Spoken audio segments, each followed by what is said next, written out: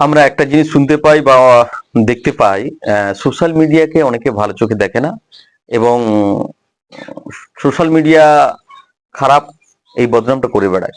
তো তাদের উদ্দেশ্যে আমি কথাটা বলবো ভেবেছি, যে দেখো, মানুষের একটাই জায়গা কি বলতো, কোনো মানুষ যদি একজনকে খারাপ বলে, আর তার সঙ্গে আর বেশ কিছু মানুষ তাল মিলিয়ে কিন্তু বলে খারাপ, সেই মানুষটাই খারাপ। অ্যাকচুয়াল সেই মানুষটাকে একবারও যাচাই করে দেখছে না, সেই মানুষটা খারাপ।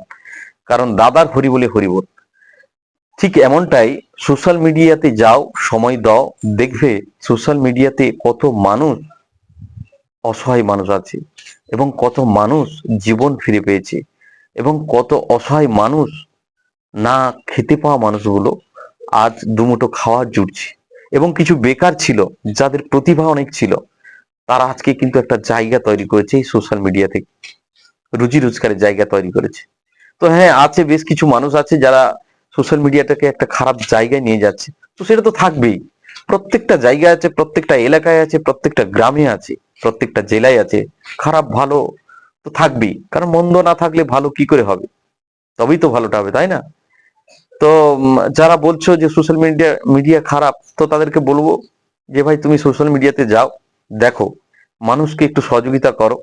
10 টাকা এখন কোনো মানুষের কাছে মূল্য নয়। প্রচুর মানুষ চিকিৎসার অভাবে মারা যাচ্ছে, প্রচুর মানুষ অ্যাডভার্টাইজ দিচ্ছে চিকিৎসার জন্য, তাদেরকে 10 টাকা করে সহযোগিতা করো।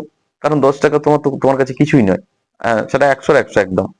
তাহলে তুমি পারলে তো সহযোগিতা করতে পারতে, কেন খারাপ বলছো? একদিন না একদিন এমন হতে পারে তোমাকে এই সোশ্যাল মিডিয়া প্রয়োজন হতে পারে, না হোক তোমার, কিন্তু ভগবান এমনও করে দিতে পারে এই সোশ্যাল মিডিয়া তোমাকে প্রয়োজন বোধ মনে করবে, তাই না?